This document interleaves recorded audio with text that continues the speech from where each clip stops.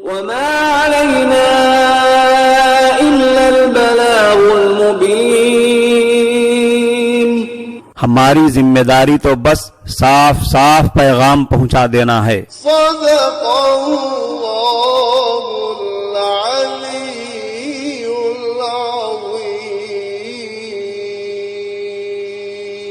سامعین کرام، السلام علیکم ورحمۃ اللہ وبرکاتہ۔ آپ کے پسندیدہ علمی و ثقافتی چینل سچا پیغام کے دینی تعلیماتی پروگرام میں آپ کا استقبال ہے۔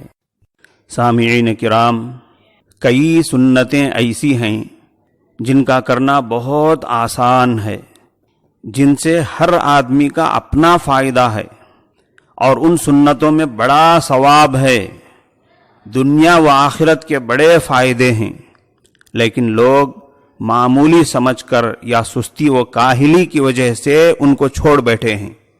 ایسی ہی ایک عظیم سنت کے متعلق آج کی مجلس میں مختصر بیان کریں گے مسجد فاطمۃ الزہرا نخاش کڑپا کے امام و خطیب مولانا صمدانی صاحب۔ سماعت فرمائیں۔ معزز بزرگان دین، السلام علیکم ورحمۃ اللہ وبرکاتہ۔ اللہ کے نبی صلی اللہ علیہ وسلم نے ایک حدیث میں فرمایا، من تمسک بسنتی عند فساد امتی فلہ اجر 100 شہید۔ سنتوں کے چھوڑنے کے زمانے میں جو بھی شخص میری سنت کو تھامے گا یا زندہ کرے گا، اللہ تعالیٰ اس کو 100 شہیدوں کا ثواب عطا فرمائیں گے۔ آج ہم اپنے معاشرے میں غور کریں تو ایک بہت بڑی سنت ہم سے چھوٹتی جا رہی ہے۔ عام لوگ تو دور کی بات، دینی سمجھ بوجھ رکھنے والے مسلمان بھائی حضرات سے بھی یہ سنت چھوٹتی جا رہی ہے، وہ ہے مسواک۔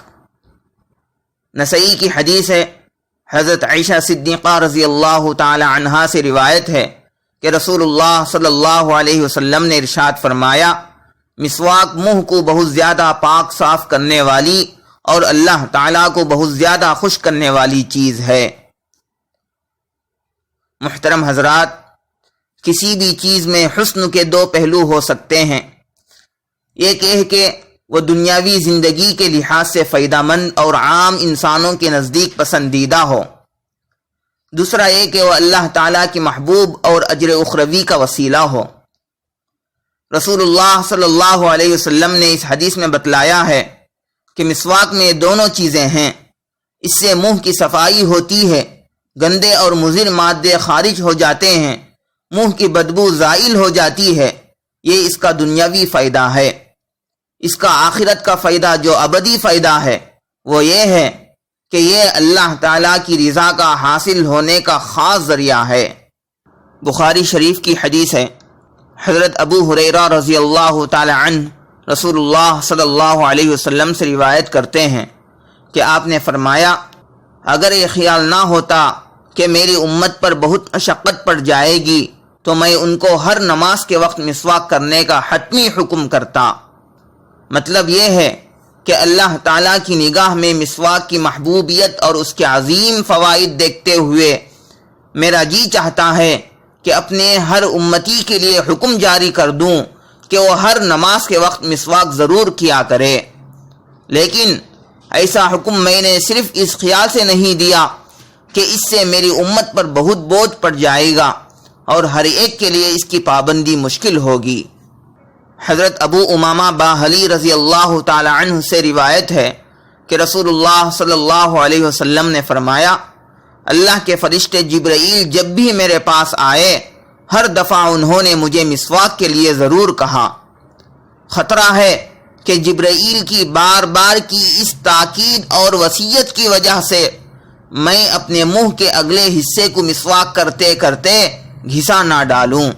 اب مسئلہ یہ رہ جاتا ہے کہ مسواک کب کرنا چاہیے۔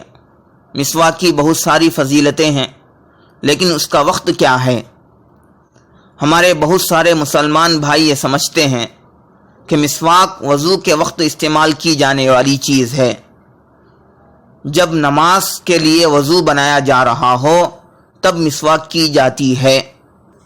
حضرت عائشہ صدیقہ رضی اللہ تعالی عنہا سے روایت ہے کہ رسول اللہ صلی اللہ علیہ وسلم کا معمول تھا کہ دن یا رات میں جب بھی آپ سوتے تو اٹھنے کے بعد وضو کرنے سے پہلے مسواک ضرور فرماتے۔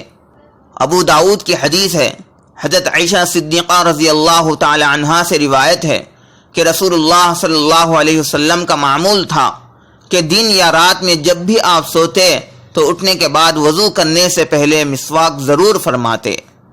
بخاری شریف کی حدیث ہے، حضرت حذیفہ رضی اللہ تعالی عنہ سے روایت ہے کہ رسول اللہ صلی اللہ علیہ وسلم کا دستور تھا کہ جب رات کو آپ تہجد کے لیے اٹھتے تو مسواک سے اپنے دہن مبارک کی خوب صفائی کرتے، اس کے بعد وضو فرماتے اور تہجد میں مشغول ہو جاتے۔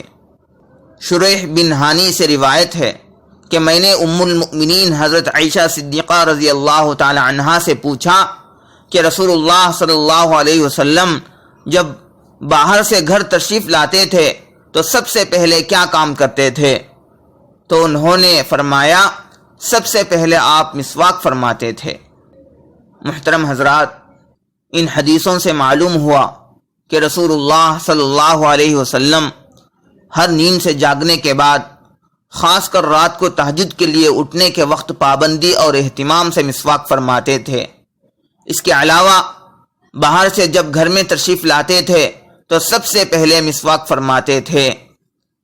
اس سے معلوم ہوا کہ مسواک صرف وضو کے ساتھ مخصوص نہیں ہے، بلکہ سو کر اٹھنے کے بعد، مسواک کیے زیادہ دیر گزرنے کے بعد، اگر وضو بھی نہ کرنا ہو تب بھی مسواک کر لینی چاہیے۔ ہمارے علماء اکرام نے انہی احادیث کی بنا پر لکھا ہے کہ مسواک کرنا یوں تو ہر وقت میں مستحب اور باعث اجر ہے، لیکن 5 موقعوں پر مسواک کی اہمیت زیادہ ہے۔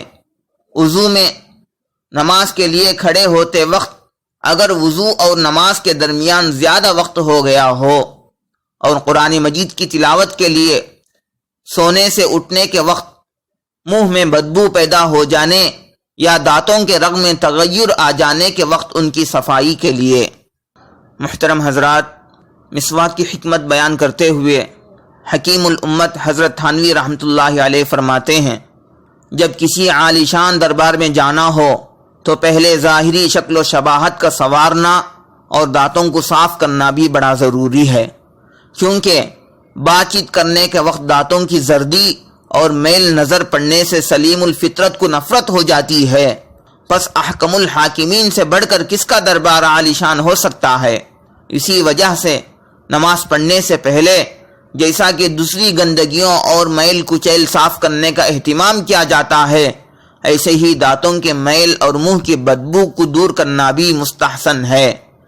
ان احکام پر عمل کرنے سے جسمانی فوائد کے علاوہ اخروی اجر و ثواب بھی ملتا ہے۔ اللہ تعالی ہم سب کو اس پر عمل کی توفیق عطا فرمائے۔ سامعین کرام، آداب زندگی کے موضوع کے تحت تربیت اولاد کے چند آداب سماعت فرمائیں۔ ایک ادب ہے 10 سال کی عمر ہو جانے پر اولاد کے بستر الگ کر دینا، یعنی ایک ہی بستر پر 10 سال کی عمر کے بچوں کو نہ سلانا۔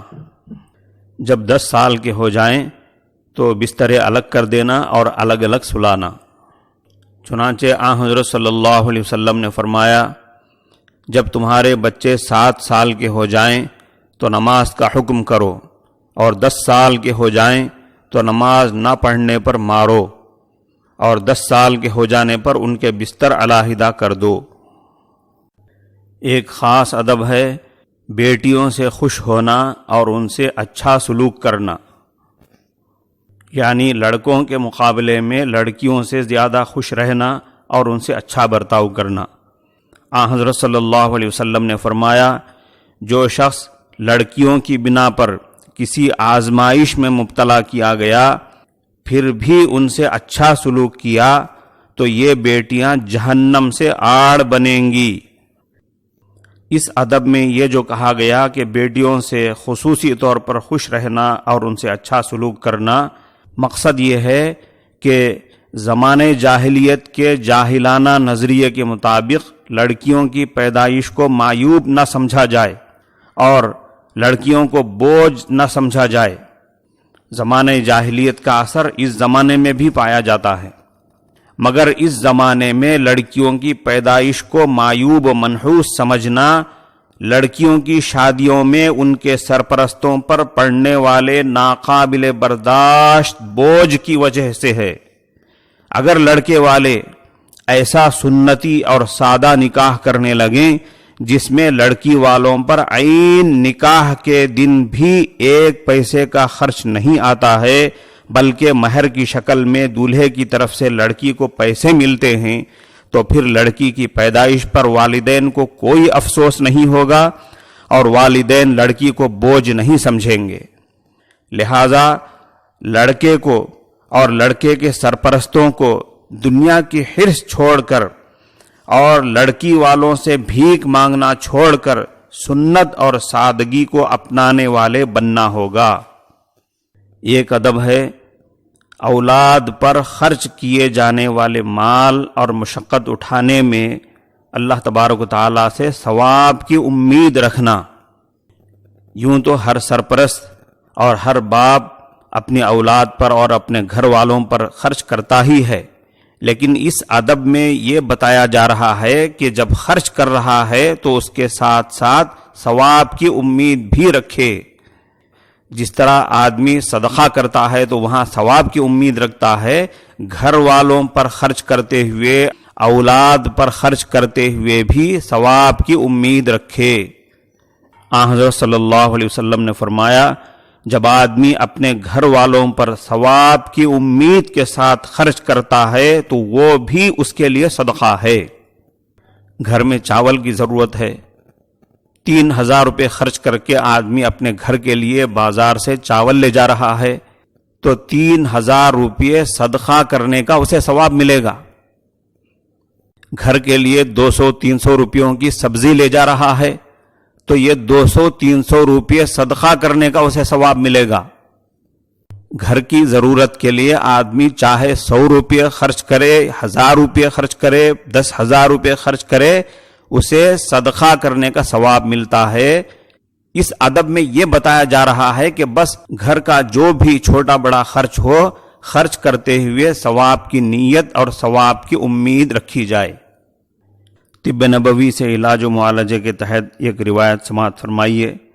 کنز العمال کی روایت ہے، رسول اللہ صلی اللہ علیہ وسلم نے فرمایا، انجیر کھایا کرو کیونکہ یہ بواسیر کو ختم کرتا ہے اور جوڑوں کے درد میں بہت مفید ہے۔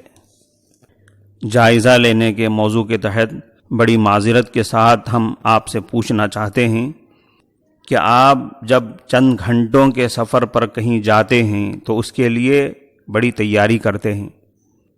آج آپ نے سفر آخرت کی تیاری کے لیے کیا کیا؟ کامنٹ باکس میں آپ اس کا جواب لکھیں گے۔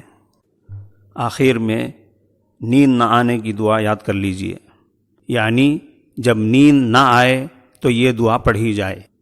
بسم اللہ الرحمن الرحیم، لا الہ الا اللہ الواحد القہار، رب السماوات والارض وما بینہما العزیز الغفار۔ میرے ساتھ پڑھیے، لا الہ الا اللہ الواحد القہار،